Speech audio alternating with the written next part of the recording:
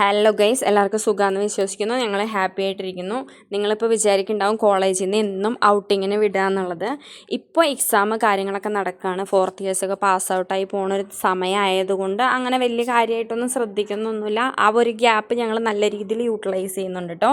ഇത് ജോസ് പറയുന്ന 3rd ഇയറിൽ കയറിയതിന് ശേഷം ഞാൻ 3rd ഇയറിൽ എഴുതിയിട്ടില്ല എന്ന് പറഞ്ഞിട്ട് അവൾ വാശി പിടിച്ച് എഴുതുകയാണ് കേട്ടോ.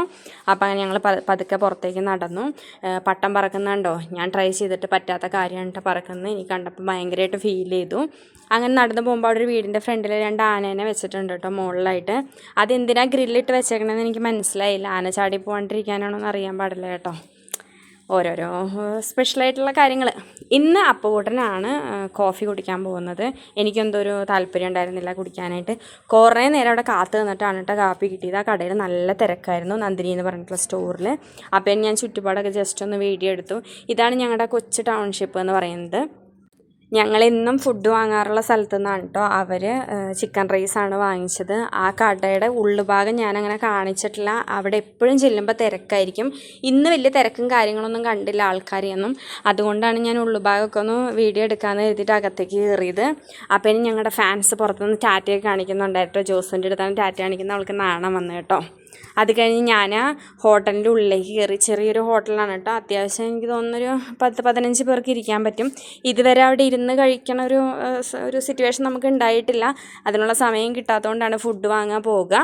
എന്നും ഈ ബേക്കറിയിൽ പോയിട്ട് നോക്കും കേട്ടോ. വെറുതെയാണ്, ഒന്നും വാങ്ങിച്ചില്ലെങ്കിലും പോയി അവിടെ നോക്കും. സ്ഥിരം പരിപാടിയായിരിക്കുന്നു. അതിനുശേഷം ഞങ്ങൾ തിരിച്ച് നടന്നു കേട്ടോ.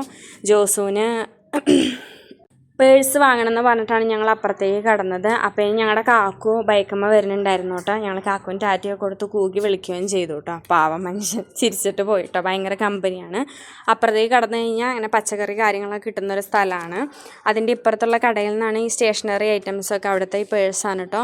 ആ സ്റ്റിക്കറിൻ്റെ പേര് പറഞ്ഞായിരുന്നു, ഞാനത് മറന്നുപോയി. ഞാനത് കഴിഞ്ഞിട്ട് സവോള വാങ്ങാനായിട്ട് മുന്നോട്ട് നടന്നുപോയി.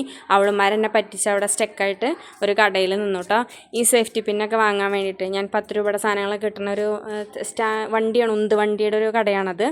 അത് കഴിഞ്ഞ് സ്നാക്സ് ഒന്നും വാങ്ങണ്ടെന്ന് വിചാരിച്ചിരുന്ന എന്നെ അപ്പുക്കുട്ടൻ വാങ്ങി പ്രലോഭിപ്പിച്ച കാരണം ഞാൻ കപ്പലണ്ടിയും ചക്കവറുത്ത വാങ്ങിച്ചു കേട്ടോ. അതിന് മൊത്തം 60 രൂപയാണ് ആയത്. അവിടുത്തെ പൈസയൊക്കെ കൊടുത്തിട്ട് ഞങ്ങളങ്ങനെ പതുക്കെ തിരിച്ച് വന്നു കേട്ടോ. ഈ പൂക്കൾ കണ്ടോ, നല്ല ഭംഗിയുണ്ട് കാണാനായിട്ട്. ഇതിങ്ങനെ എപ്പോൾ ചെന്നാലും അവിടെ ഇങ്ങനെ കാണാം. ഒരു ദിവസം എനിക്കൊരു ചേച്ചി ഒരു പൂവൊക്കെ ഫ്രീ ആയിട്ട് തന്നു കേട്ടോ. ജോസുവിന് നിപ്പട്ട് വേണമെന്ന് പറഞ്ഞിട്ട് പുതിയൊരു കടയിലാണ് കേട്ടോ കയറിയത്. അത് കഴിഞ്ഞിട്ട് ഫാൻസി ഷോപ്പിൽ കയറി. അവൾ ഇന്നലെ ഒരു മൂക്കുത്തി കണ്ടിട്ടുണ്ടായിരുന്നു, ചെറിയ സ്റ്റോണിൻ്റെ എന്ന് പറഞ്ഞു. അതൊക്കെ വാങ്ങിച്ച് ഞങ്ങൾ തിരിച്ചു പോന്നു. Thank you.